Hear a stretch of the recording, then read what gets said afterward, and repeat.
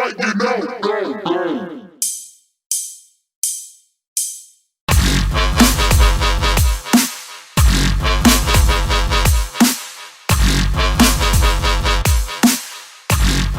is going on, Folllow Sports fam? It's your favorite history teacher, Mr. Parker Ainsworth, here at another edition of F in Sports, the podcast where teachers grade sports' biggest issues. This week, as it is the 2-year anniversary of something pretty big in the basketball world, we're going to take a look into a couple of different theses and history lesson about Kobe Bryant. For those who don't know, the Kobe Bryant's story is particularly unique to the show, so we're going to dive into that a little bit. But first, let's have some Gold Stars and Detentions.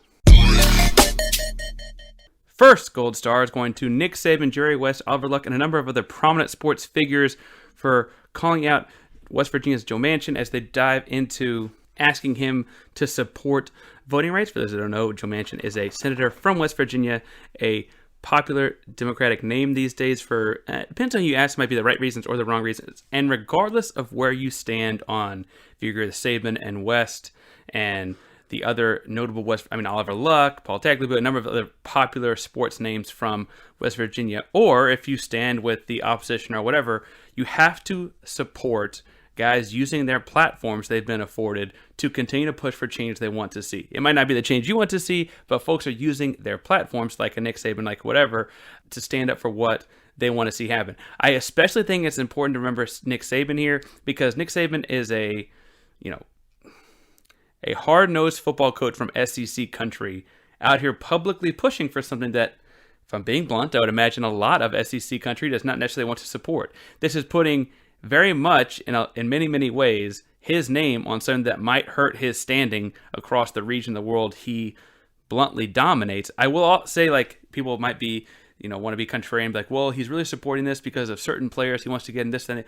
But also, there's just as many players across the South that would also not like what he's standing for here. And Nick Saban's like, no, this is what I think is right. This is what I'm going to put my name on. I want to make sure that I ask my senator, because, again, Saban himself is also from West Virginia. Yes, he did go to Kent State in the early 70s, but he was born and raised in West Virginia. I think it was Fairmont, West Virginia. He went to the classic, super small school, not in Morgantown even, and then led them to a state championship as a quarterback because, of course, leader Nick Saban does those kinds of things.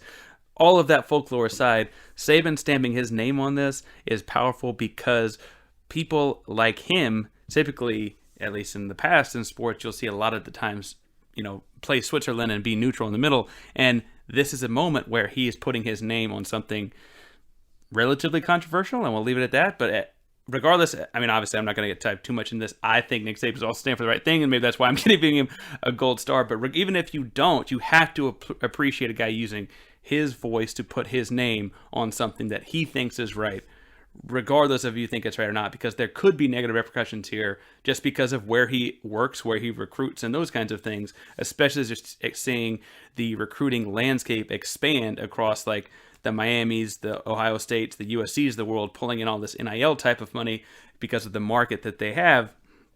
This very well could be a shifting world for Nick Saban, and it'd be easy to play safe, and he's not. Gold star to Nick Saban for standing up. Second gold star is going to go to the Ohio State basketball Twitter account. For those who missed it over the weekend, they had their game canceled on Saturday, January 22nd against Nebraska because of health and safety protocols within Nebraska. And so Ohio State's basketball Twitter account put out to the fans a number of different teams on Twitter that they could play in a virtual simulation, including the 1996 Bulls, the 2012 Team USA. It's not quite the redeemed teams, I guess, really 08, but it's, in the same vein with LeBron and Kobe and all them. They also offered to play the all-time Lakers team, and then the team that won the poll and that the Ohio State Twitter account virtually played was a team of 15 Steph Currys. I will say that won the poll almost 41%, the next highest being 26%. So clearly that's the one that fans really wanted to see. Curry himself is obviously born in Ohio, and while he did end up going to high school and stuff in North Carolina because he was following his dad's professional career, I think it's worth pointing out that there's this weird connection between he and Ohio. So I feel like that's probably what was driving it there. But it was interesting to watch a number of different Steph Currys virtually play against the entire Ohio State basketball roster in a virtual simulation. It was especially interesting to see like the Steph Currys all had to actually wear different numbers and all had to guard all 5 positions. And you got to see actual highlights of all the different 6'3" Steph Currys trying to match up. It was a close and heated contest, but Ohio State did win 70-63. Obviously, the team Steph Curry shot 46% from 3 and did tremendous in that sense. But at the end of the day, the size just beat them up. The Ohio State Buckeyes virtually had 30 points in the paint compared to just 18 for the Steph Currys. The fast break points were more or less even. The only real advantage this team Steph Curry's had were the threes. Now, those threes were enough to keep it to be a close game all the way through. And some of these highlights on their Twitter account from the weekend are really, really funny to watch. Again, they're reporting on this and covering it like it was a real game. It's a really, really fun concept. And amidst a very difficult situation for Ohio State to have their game canceled for something beyond their control, I have to say, from a fan's perspective, this is as much fun as the Twitter side of this can get in light of those kinds of things, right? To throw it to the crowd about what do you want us to do, who do you want us to play, and then to stream, publicize, and cover that virtual game as if it were a real basketball game deserves more credit. It's a lot of creativity. It's a lot of fun. And frankly, in this like modern Twitch gaming streaming world, it might be the future of things like off-season sports. You play out fake trades, you play out fake scenarios, and those kinds of things. Or, you know, if you're trying to integrate new guys into your roster, you show your guys, hey, look at all these cool highlights that this guy could do if he comes to our school or whatever. I really get on the recruiting trail. Like those kinds of things, especially now that we're able to actually put college athletes in these games thanks to NIL money, really could be a wave of the future. It will never obviously replace the fun of a real game and real blood, sweat, and tears and real people moving and real emotions and real people. But it certainly is a fun way to go about a Saturday without a college basketball game. Shout out to @OhioStateHoops on Twitter. It was a great, great idea and frankly, a lot of fun to check out. Loan detention this week goes to Warriors minority owner Chamath Palihapitiya. And now Palihapitiya, I will say, is a minority owner of the Warriors. He's been very, very scrutinized, rightfully so. But he gets a detention this week for last week publicly stating, amongst a number of different problematic things, while advocating for domestic issues on a podcast called the All In Podcast. Again, like I'm not saying not to advocate for domestic issues, but in doing that, he said that, quote, nobody cares about what's happening to the Uyghurs. Okay, you bring it up because you really care. I think it's nice that you care. The rest of us don't care. I'm telling you a very hard, ugly truth, okay? Of all the things I care about, yes, it is below my line. I'll repeat that. It is below my line. That's the actual quote. Now, as I hear that, it's interesting because China and the NBA seem to be intrinsically linked for a number of different things. Obviously, when Daryl Morey made his comments a couple years ago, right before the bubble started, that really put the league under fire to the point where the games were not being televised in China. After that, that really hurt the business model. People have asked LeBron to make stances and those kinds of things because he is so vocal about domestic issues, and people assume that he's going to have something productive to say about international ones. There are moments in all of that seems like deflection. It's like, hey, shut up, LeBron, about this issue because you also won't say anything about that issue, as if there's like unlimited gigabytes for LeBron to care about all these things in the world or what have you. At the end of the day, I don't necessarily think I can fault guys for not being educated on these issues. Like I can't say LeBron has to be educated on every single issue that happens and da-da-da-da. But I can say it's a problem when a wealthy business person who has, frankly, power and influence over multi-billion-dollar companies that do interactions with China says that he does not care about what's happening with the human rights atrocities, especially to the Uyghurs in a country like China. Now, I look at this as like we're about to head into a Beijing Olympics, right? And how do we deal with that? We had the whole Peng Shuai situation and all of the World Tennis Association looking at that. And this is frankly weirdly making me side with Enes Kanter Freedom in a moment that I don't necessarily think that I want to. But it's okay to say, or interestingly, I kind of side with people to say, I don't know enough about that, but that sounds bad. I don't have all the facts on that, but that sounds awful. I would never stand for things like genocide or whatever, right? Those are very easy, obvious statements to make. I also get how, like, people don't like when they throw that in LeBron's face because it seems like a deterrence from the kinds of issues LeBron is raising up. But this weirdly seemed to be kind of out of left field from the Warriors owner. I'm not sure where he's going with this. Again, you can care about domestic and international issues. I don't know why he decided to pick up on that one as like the one to focus on. I mean, I understand how difficult it is for American businesses to sit here and be like, I'm involved in that financially. How can I speak out against them there? And frankly, there's an interesting argument to be made if you look at all the positive change that LeBron James has done is tied to Nike money. And so can he really realistically do that positive change without it? Those are very difficult avenues to go down. It could be their own podcast. But Paula Patia sitting here publicly stating that no one cares is just wrong. It's inaccurate. It's wrong. There have been books and academic journals and research done on this for nearly a decade now. This is not new news. It's just new news because people are throwing it in guys like LeBron James's face. People are throwing it in the NBA's face.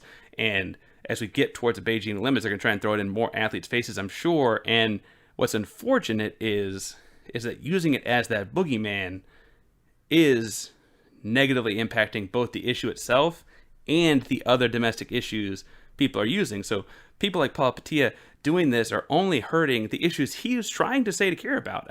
There's just a number of different problems with it, obviously. But anyway, I see there in most of Detention this idea that people don't care. I specifically identify with the idea that people do care because when I was taking courses at SMU towards my master's, this is when I currently live in Dallas, and yes, I got a master's at SMU, pony up. I took class with a professor, without going into names and game specific because I don't actually have his permission to go into his names too crazy. He had written published articles in the 90s and 2000s about the way these people were being treated and continue to do so through the late aughts and early teens. And this is not a new issue, right? This is a worse issue than it might have been decades ago. This is an issue that's more at our front steps than it was decades ago.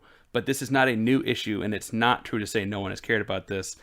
I've got to say, while it was eye-opening to me a few years back to see this for the first time in a master's course brought up, and the level of horror that brought up, it seems to have only gotten worse. And people like Paula Hapatia saying it does not matter and people don't care about it is exactly how guys like myself go until they find a professor in a master's level course to even hear about it, right? So Detention to Paula Patia and Warriors minority ownership for that. All right, so we have a couple of smaller Kobe Bryant themed things for this week. For those that are unaware as to why, this week will mark the 2-year anniversary of the horrific helicopter crash that did take Kobe Bryant, his daughter, and a few other close friends' lives in January of 2020. As weird as it is to think about the pandemic that is going on its own 2-year run, just before all of that, the year 2020 started with this horrific helicopter crash. And so we're going to outline a history lesson first, kind of talk about why this is such an important moment for the show, not to be selfish with it, just to explain where we're coming from here. And then we'll do 2 brief theses on it that kind of hopefully lighten up the mood a little bit, and then we'll wrap it up. So without further ado, let's dive in. All right, so we're going to go through a quick history lesson about me, my relationship with Kobe Bryant, and the show's relationship with Kobe Bryant, which is one where we've never actually talked. But we need to explain this, I think, a little bit just to break down why he's getting so much coverage on a day like today and a week like this week on this show. Bluntly, he's not my favorite basketball player. I'm not one of those guys that's a big Kobe Bryant disciple and is like a hardcore Laker fan, this and that and the other.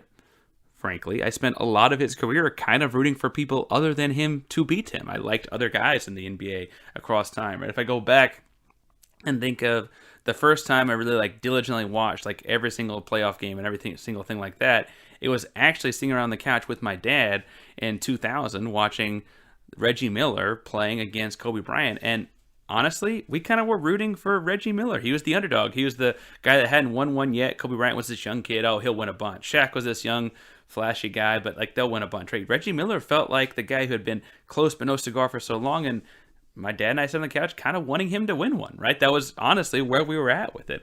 Fast forward a few years in his career, the big thing in Colorado happens. I'm like, oh man, I don't know about this guy. I kind of like, at the time I'm a Rockets guy. We've got Steve Francis, we've just got Yao Ming, they've got Shaq, we got this back and forth. I'm liking where we're at. I'm also in Texas, seeing a lot of Tim Duncan, seeing a lot of David Robinson, seeing a lot of Spurs stuff going on. And while we have Spurs family and those kind of things, and people go all the time, how'd you end up being a Rockets fan, and da-da-da, and that's like the split in the family, and da-da-da, all that kind of stuff, and lives could have gone different paths.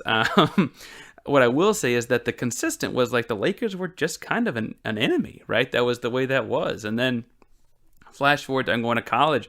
Folks that know the show will remember that while I'm a lifelong Texan, I did go to 4 years of college in Los Angeles. And I get to college in Los Angeles around the time that Kobe Bryant is winning his second series of championships.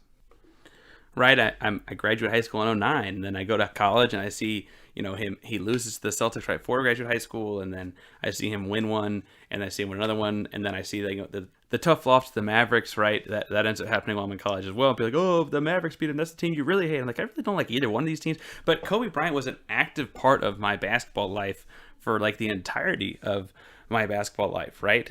He was always a constant. I'm in LA, frankly, also, just because I'm still in LA. I'm in LA when he hurts his Achilles, right? And the devastation, weirdly, that city took on when it happens. Like, oh man, this is all over. And I know so many people that deeply impacted. Fast forward to, he retires in 2016, around the same time that the Warriors are going on their 73 game, whatever. And there's the famous night where the final game of the season is both that the Warriors going for 73 wins and that it's Kobe's last game. I remember staying up to watch back and forth and frankly watched a lot more of the Kobe Bryant game for whatever reason. I don't know that I can necessarily articulate why, but it did feel like this weird chapter was closing. As a basketball fan, it felt like that was something more important to watch than a team getting the most wins in an NBA regular season ever. I don't know why. I don't know how to articulate that in a way outside of that, but that's just felt more important that night. Then, obviously, in his post-basketball life, I feel like is when we all kind of started to like Kobe more, right? He started to do the different things about getting involved in the women's game. He started to do different things about mentoring people through the Mamba Academy. He started doing all these different off-the-floor things and became, weirdly, for a guy that had bluntly had legal trouble early in his NBA career, had been known as this cutthroat guy that was hard to like if he wasn't on your team, and for all the pushback Michael Jordan gets in The Last Dance as this guy that like is too hard on others. Kobe Bryant was also that guy, and then in a post NBA playing career, he's weirdly this guy that we all like because he's almost like in on the joke. He's pushy, he's quirky, he's funny, he's weird, but he also has this very likable side that comes out after the fact.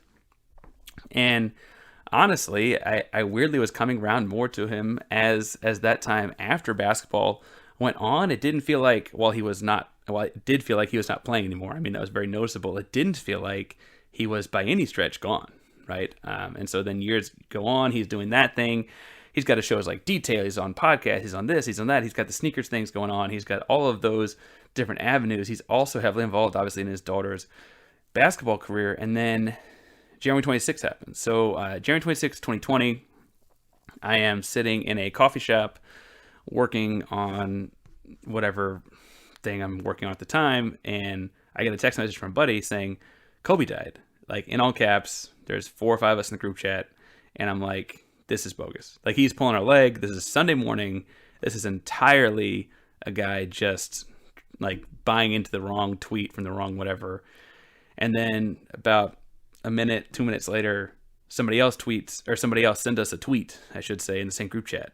And then like, yeah, but like, it's not even like TMZ. This is that kind of gossipy. It's still at this point, early in the morning. And then another one. And another one.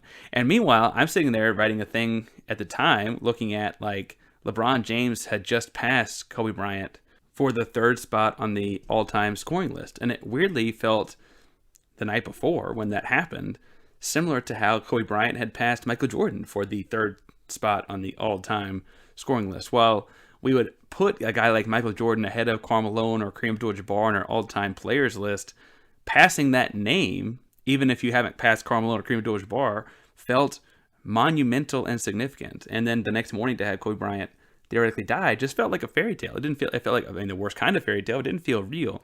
And then slowly, I eventually just stopped writing and went to Twitter, and you start seeing all this outpouring for this thing that really had happened.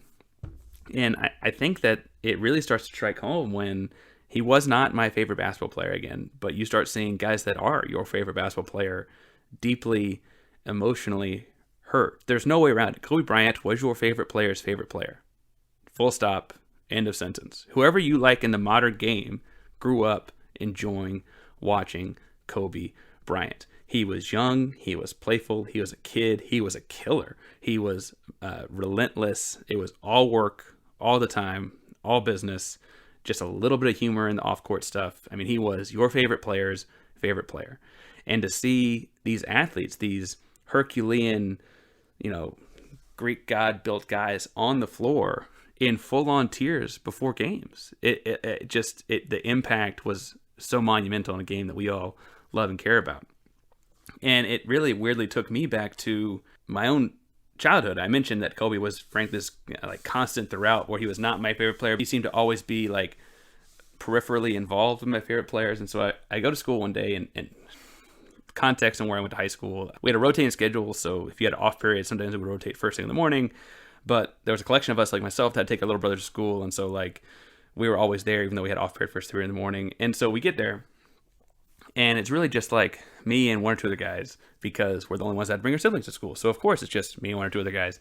And this guy walks in named Jacob. And Jacob's a diehard Lakers guy, Southern California guy. He himself would go to USC, but his dad gone to USC, big Lakers family, also big Dodger family, and that's just who they are. And he walks in, he looks like he has not slept in 3 days. And it's mid-December, it's cold, and we're like, Jacob, what happened to you? You look awful. He says, I stayed up all night watching the Lakers game. It's the most unreal thing I've ever seen in my life. Now, flash forward back to 2005. There is early text messaging, but there's no Twitter. There's Sports Center. It's really the only way to take in clips. And bluntly, we're sitting in a library, probably talking louder than we're supposed to be. And he's like, guys, did you not watch it? And we're like, no. The game tipped off at we're in Texas. The game tipped off at 10 p.m., 10:30 p.m. No, I didn't stay up till 3 a.m. watching a bad Lakers team in 2005. That just wasn't what I wanted to do that night. So he said, we got to go find this.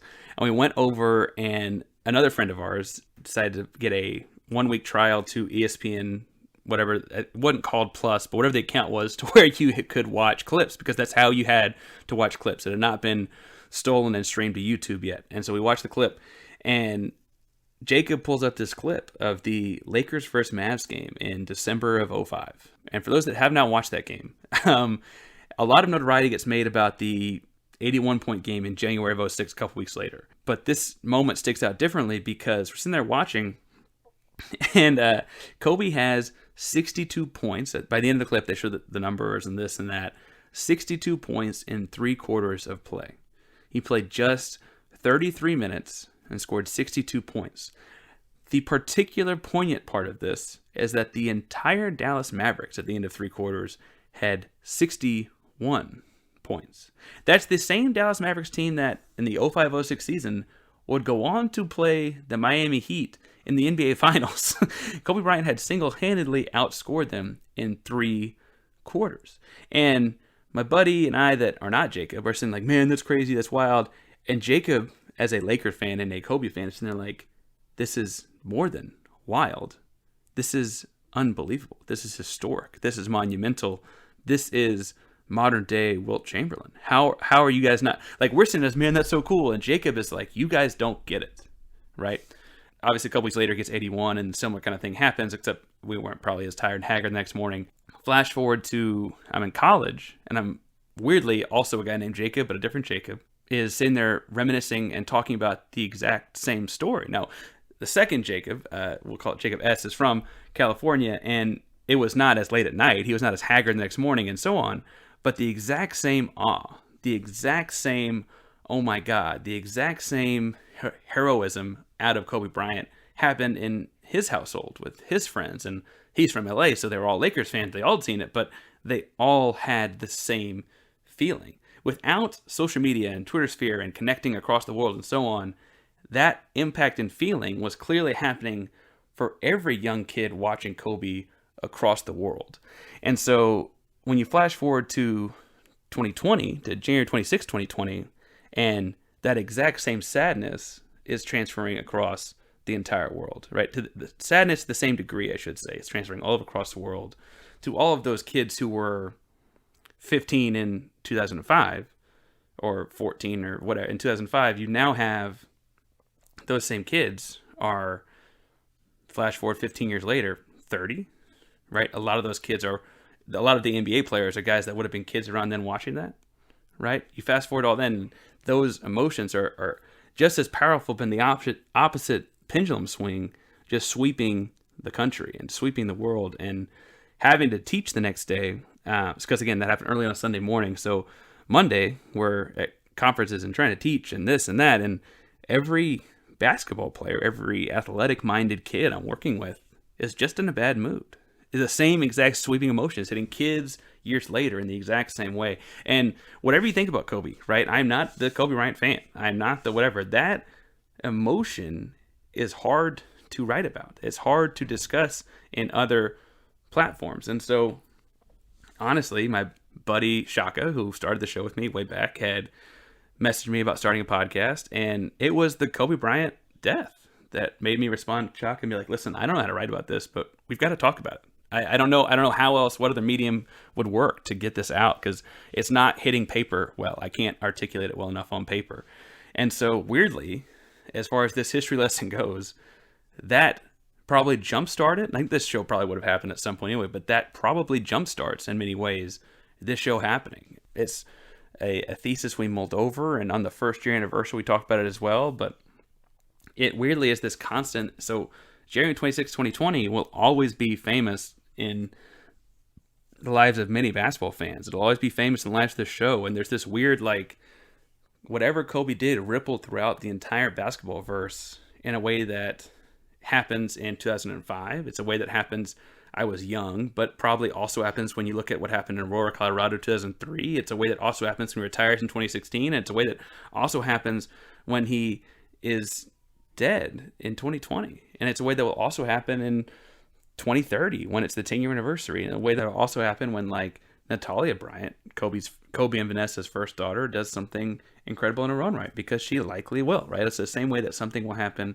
I'm sure it'll ripple through when Bianca and Capri and the Bryant family continues to do big and incredible things, because they have access and resources and work ethic, and they had the example from when they were growing up. And like, I'm sure that those things will happen too, and they will probably also ripple the basketball world, even if it's not basketball things, in a weirdly similar way. The impact of that is just too big to ignore. And so, yes, we're going to do another episode where we look at all of Kobe Bryant all the time as far as our theses go, because frankly, whenever something Kobe Bryant happens, those big Kobe Bryant moments, that's how it goes. You have all Kobe Bryant material all the time, even if he's only peripherally in your life, right? And so that's where we're going to go. We're going to do a couple of Kobe Bryant theses as we dive in. So, while I've talked on a soapbox for a long time, let's grade some thoughts.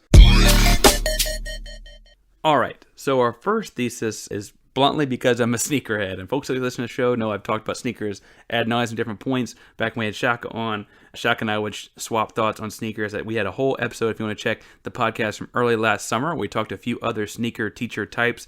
But the first thesis this week reads, Nike and Vanessa Bryant need to come to an agreement and start selling the Kobe Bryant line of sneakers again.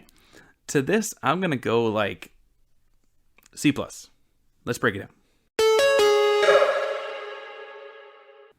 All right, so the thesis reads that Nike and Vanessa Bryant, Kobe's now widow, Vanessa Bryant decided that she was going to part ways from Nike, and the thesis reads that Nike and Vanessa Bryant should come back together and start selling Kobe sneakers. Now, I think that what's interesting here is Nike and Vanessa have clearly decided to go two different ways on the sneaker thing, which meant that in 2021, when the contract was up to be renewed, Vanessa, representing the Kobe Bryant estate, decided not to up that. On the sneakers app, if you follow me on Twitter at Painter512, you've noticed there's a lot of L's to be handed out on the sneakers app. It is almost a crapshoot unless you're using a bajillion different bots, which do cost money to run, to go through and consistently win, air quotes, because you still have to pay for it, but to win things on the sneaker app.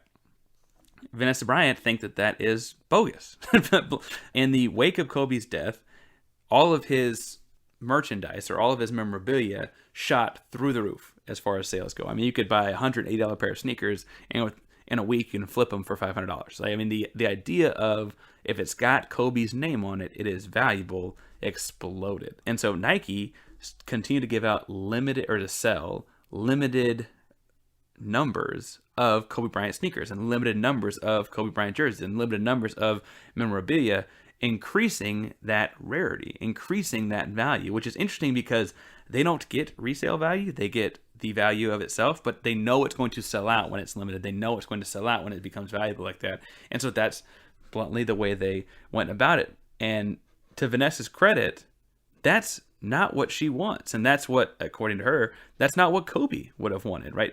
Anyone, according to Vanessa Bryant, that is a Kobe Bryant fan should be able to, if they can pay for the retail price, go get Kobe Bryant shoes. They should not become some $700 piece of memorabilia that you sit on your wall. She wants Kobe Bryant fans to wear Kobe Bryant jerseys. They shouldn't. The black and gold Mamba edition Lakers jersey from the bubble should not be sold in limited batches and thus become a $700 jersey. That is not what Vanessa Bryant thinks or Vanessa Bryant argues Kobe would have wanted. Every Kobe Bryant fan, according to Vanessa and thus the Kobe Bryant estate, should be able to get things. So I give this a C+ for a couple reasons. One, I am very anti-Sneakers App these days. That's not to say that I don't compete, air quotes, compete and try to get things on Sneakers App, but it's flawed. Anytime you're awarding people for having, a bunch of robots that they're paying extra money for, as opposed to just, I have the money for the retail pair of sneakers. Why is Nike making this more difficult than that? The exclusivity of sneakers is frankly not the point of sneakers. And I tell this to kids all the time that I teach and coach and whatnot. If you're paying $200 for a pair of Nike Dunks, you don't get it, right? If you're paying $500 for a pair of Kobe Bryants, you don't get it, right? The idea of sneakers is that they're a collectible thing, sure, and I'm sitting here next to a collection of my own, but I rarely go above retail price. And I'll tell you, I'd never go very far above retail price, because here's the deal.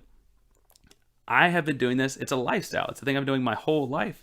And this idea that, well, I have to have that one pair, I'm going to throw $7 down. It's like, no, I'm going to wear them. They're going to get dirty. They're going to get beat up. I'm going to wear them. They are not just something I'm going to stare at. And so part of the fun, part of the collection is wearing them and wearing them out and wearing them around friends and comparing, oh, you did a lace swap, that's legit. Oh, I wore my, on the Grinch Kobe Bryants, you went with red laces, you went black laces. Oh, I went with this and that. Like the conversation around them and how much, what other kinds of comfort you find in them, or, oh, my air bubble popped and now mine squeak, or those kinds of things are part of the lifestyle of being a sneakerhead. And so the exclusivity of a Sneakers App flunks every time with me. Sneakers App flunks. I'm sorry, Nike sneakers, you're listening. Bring me on, we'll talk about it, but sneakers should not be that challenging to get. So that does flunk for me. But similarly to that, Vanessa discontinuing the relationship with Nike also means that no one can get the Nike Kobe Bryant line, right? Like that means they're no longer making new Nike Kobe Bryant sneakers. That means the value is going up on all those retail sites, on all those resale sites, and that means that Vanessa worrying about people having limited access to Kobe Bryant memorabilia has only gotten more limited, because if the resale market is only working with that short, small stock of stuff, because the relationship is discontinued, those prices are only going up. The ability to get those sneakers is only becoming more difficult. And I don't know how like if this is a staring contest, because we've been almost a year at this point, and Vanessa's hoping Nike comes to the table and says, what do you want? She says more availability. I don't know what the deal will be there, but I do think that at some point Vanessa's right that it should be more available, but I also think that not agreeing to the deal with Nike made it even more unavailable, and thus it's kind of counterintuitive to the point. If it's just a staring contest and a year from now we're looking at it and they were, Grinch themed Kobe Bryant sneakers everywhere, and everyone's got all the access they want, and all the kids that want Kobe jerseys can wear Kobe jerseys, and you even have the Mamba mentality logos on them, those kinds of things. That's a whole bunch of fun. I just worry that that's not actually where this is headed, because Vanessa and the Kobe estate are doing fine financially, even without the Nike money. Nike is doing fine without the Kobe Bryant money. I don't think that there's actually this push for the two to work together in a way that other stare-offs might happen. And so I worry that the reason it's not an A for me is I worry that A, the sneakers app will ruin this if they get it just like they ruin everything, and B, Vanessa not working with Nike is not helping the situation either. So that's where I sit with that. I will say, though, I sit here with my wall of sneakers next to me. I've got 3 pairs of Kobe's on said wall. I've got the Bruce Lee 5s. I've got the high top green 9s. That's the ones that are like super deluxe high. No, I don't lace them up because they're just too darn high. And then one of my favorite pairs is the Bordeaux ADs. They're like kind of a mid-top pair, and there's like cool burgundy that's like the color of wine, Bordeaux. And it's got like a pink and white check on it. It's a really sleek pair that I don't see people like coveting the same way, and clearly that's because guys like me have them, but I really, really like that and wear that pair a lot. So shout out to the Nike and Kobe line. They do make very comfortable shoes, so much so that it's becoming the top shoe of NBA players. There's a whole story we gave it attention at earlier this year, but because of the exclusivity with the out releasing any new pairs, NBA players are finding it increasingly more difficult to get their hands on the sizes 15, 16, 17, 18s, just because there aren't new ones being made. And so if they're trying to find them, they're really, really trying to find them. They are a phenomenal pair to play in, coach in, etc. And they're stylish and comfortable and fun. And so great pair of sneakers. I'm not sure that either side of this thesis completely resolves the issue. So we're sitting at a C. Okay, Parker, so the thesis statement for this commercial is James Harden has the best beard in sports. What do you think about that thesis statement? Oh, I give it an A. You know, as a Houston guy, we seem to have an affinity for our beards between guys like him, Dallas Keuchel, lots of big beards in the Houston area. What do you think about the thesis? So I'm a Jets fan, and I absolutely love the beard that Ryan Fitzpatrick has. So maybe I would give Ryan Fitzpatrick the nod over James Harden. But you're talking to a couple of bearded teachers, and we know a thing or two about making sure that you maintain that mane. So check out the Beard Struggle. The Beard Struggle, they make oils, they make balms, they even have this heated comb to make sure that you get your beard straight so that you're looking fresh. I know I've really enjoyed using the oil they make for my quarantine beard of sorts. It's nice and long these days, but it'll keep it nice and healthy and hydrated. And if you're listening to our show, you can use FN Sports 15 and get 15% off your oils, your balms, or shampoos, conditioners, whatever you need to use to keep your beard looking healthy. Absolutely. Check out the Beard Struggle at thebeardstruggle.com. Whether you're just starting to grow or you have a luscious mane already, the Beard Struggle's got all the products that you need. The Beard Struggle. Feast your face. All right, so our second and final thesis for our Kobe Bryant themed week is Kobe Bryant number 24 was better than Kobe Bryant number 8. This thesis, for me, flunks. That might be my hot sports opinion of the week, but I'm taking Kobe 8 all day long. So let's dive in and break it down. All right, so Kobe 24 is better than Kobe number 8, or at least that's the thesis. I'm flunking it, and I strongly disagree. So the statistics someone who favors number 24 Kobe will throw out. He won 2 championships and 2 finals MVPs as number 24. He wins an MVP as Kobe 24. He makes 10 All-Star games as Kobe 24 and all 10 seasons he played. In less games, he scored nearly as many points, again, you remember, as Kobe 24. He missed some time with the Achilles injury, and by the end of the career, he's not playing in back-to-backs. And all of those like buzzer-beating moments and these big, like the Kobe snarl, ball head Kobe, the Olympics happened for Kobe 24. All of those things happen with Kobe 24.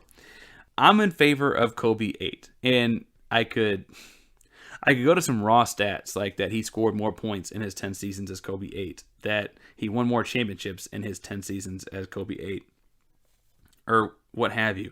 I think the difference here to me is that Kobe 8, if he'd been given the same opportunities, might have been a better player. And that's because Kobe 8 was also this hyper athletic, jump out the gym, dunk contest winning type of guy. And he was also the mid-range sharpshooter, the guy that flips the lob to Shaq. He won 3 championships as Kobe 8 and played in a couple more. Like I think of those things as the 10 years that I remember as Kobe. This is probably totally old head remembering the good old days, but he does those kinds of things and wins a scoring title and makes the All-Star game a bunch of, 8 times in. That's, again, 8 times he entered the league. He wasn't even old enough when he entered the league to sign his own contract. He was 17. He had to have his parents sign on with him, right? This idea that Kobe 24 is, the age like a fine wine and better and so on, completely negates that the last couple years, like, yes, he does make the All-Star game because his name is Kobe Bryant and he has all those accolades to his name.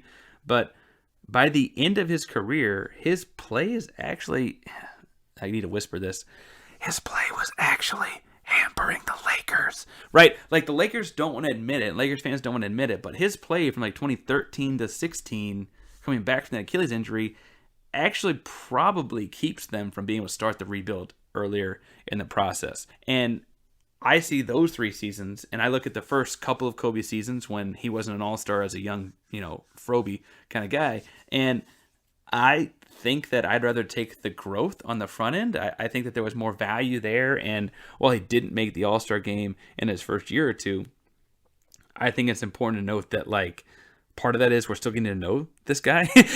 Like, I'm not going to punish him because he wasn't the best player on the team, because he played with Shaq, and Shaq's one of the best players of all time. If we're splitting the career in half and trying to see which number we're going with, I'm going with Ocho almost every single time. Now, I did flunk this, right? And I said almost, and there'll be people say, well, Parker, those don't seem to go together. If it's an almost, it shouldn't also flunk.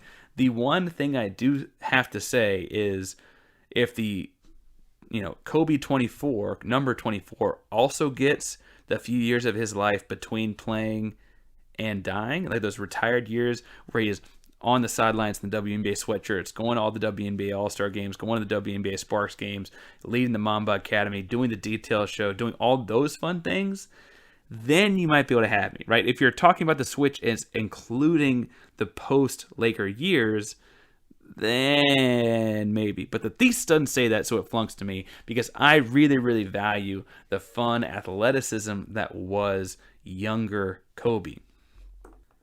It's funny in doing this comparison that, like, he has a scoring title under each number. He has 6 all-defensive teams under each number. He has one more all-NBA team under 8. And he has the dunk contest and the all-rookie team under 8, which I guess he could have entered the dunk contest at number 24, but those both seem like young guy things that were not eligible for him at number 24. The inverse there would be that he has more all-star MVPs under 24. This comparison seems to come down to, do you value those finals MVPs or not? And I think I would take the Kobe as part of 3 championship teams and played in another finals before I take the Kobe Bryant that played in 3 total finals and won 2 rings. Maybe it's because I don't think of that Magic ring as being that big a deal. I don't think of that Magic team as being the same kind of level as, like, the Nets teams that I think of Kobe beating in the early on. Or I guess the more comparable team might be the Iverson team, because both games were 5-game series. And maybe I'm putting too much weight on that Iverson team, but I think I'm still going to side with those wins being more impressive to me. And I can't tell if it's because I'm not valuing Shaq enough on the early wins or I'm overvaluing Powell on the later wins, but I think that their impacts are more similar than people realize. Now, obviously, like, Shaq was a dominating scoring force and defensive in a very different NBA defensive force than Powell was, but Powell's impact on other levels of the game, the inside-outside aspects, the passing aspect, all of those kind of things, I think also made him a very big impact player. And so I don't see the influence of Kobe being that much different. I guess that's part of my thing, is I guess I do have Shaq a little bit better than Kobe in the first few wins, and I have Kobe being a little better than Powell in the latter 2 wins. I just think that all 4 people, Kobe 8, Kobe 2-4, Powell, and Shaq, are much more similar than people maybe fairly say. I also think that at the end of the day, being the explosive athlete of Kobe ends up being more beneficial than the turnaround over-the-shoulder fadeaway Kobe at the mid-range, and that may be my disdain for things like the mid-range fadeaway. But at the end of the day, that is a very, like, inefficient shot, and I'd rather the explosive guy that attacks the rim and gets free throws. I think that Kobe in today's NBA probably does better than mid-range Kobe in today's NBA. And I'm going to say it. I think Kobe 8 is better than Kobe 24. If you disagree, I guess you can come at me on Twitter. Friends, that is another edition of F in Sports. So if you can't tell, we really do have a thing for Kobe Bryant on the show, even if he's never been and probably never will be my favorite player of any kind. His link to the show seems somewhat important and relevant enough to talk about every year around this time of year. Shout out to Chris Sliwa, that's Chris_Sliwa7 on Twitter, for all the work he does behind the scenes in the show and editing and those kind of things. Thank you so much to Chris. If you're looking for me and my stuff on Twitter, you can find me at Painsworth512. That's PAINSWRTH 512 on Twitter and Instagram. I'll do things like talk about Kobe this week. I'm sure I'll do things like post when I'm writing, sometimes reading, my occasional Wordle scores, all the podcasts and those kinds of things I'm on as well. And you'll be able to check out things like L's on Sneakers, things like Rockets wins and lots of losses, things like Texas basketball. We did win this weekend, though, so things like Texas basketball wins and losses, and so on. So make sure to find me and my stuff on Twitter that way. This show is available on Instagram and Twitter as well. You can find us on Instagram at F_in_sports. That's at F_in_sports. And on Twitter, we're at FNSports2. We're approaching 5,000 followers on Twitter. Make sure you check us out at FNSports2, FINSPORTS, 2, all one word on Twitter. On all of those social media handles, you'll be able to go to the link in the bio to get to things like our sponsors. So that's Yeti, MyBookie, The Beard Struggle. Links to all those fun things there. You'll also find a link to our merch store where this month, getting ready for Black History Month, all proceeds from the 42 campaign will go directly to the Thurgood Marshall College Fund. Now, that's a fund that specifically helps pay for public educations at historically black colleges and universities and predominantly black institutions. So it's the place we're going to be donating all proceeds from that campaign for all of February. We're getting started a little bit early because February is a little bit short. So make sure you go check out that campaign. You can buy t-shirts, sweatshirts, and we actually have a baseball because 42. We have a baseball raglan as well. If you want to go check out those options through our merch store. Again, you can get to those merch stores by going to our social media handles. That's F_in_sports on Instagram or FNSports2 on Twitter. Be sure to go check those out. Go through those. The merch store, you can buy our blue. It's got, Dodger color blue, nice red and white logo with the number 42 on it. And it says "Don't Flunk with Us" on the back. So be sure to check those out there. Be sure wherever you are listening to this to like, subscribe, rate, review. Go do it a second time somewhere else. And whatever you do when it comes to sports, don't flunk with us. Later, guys.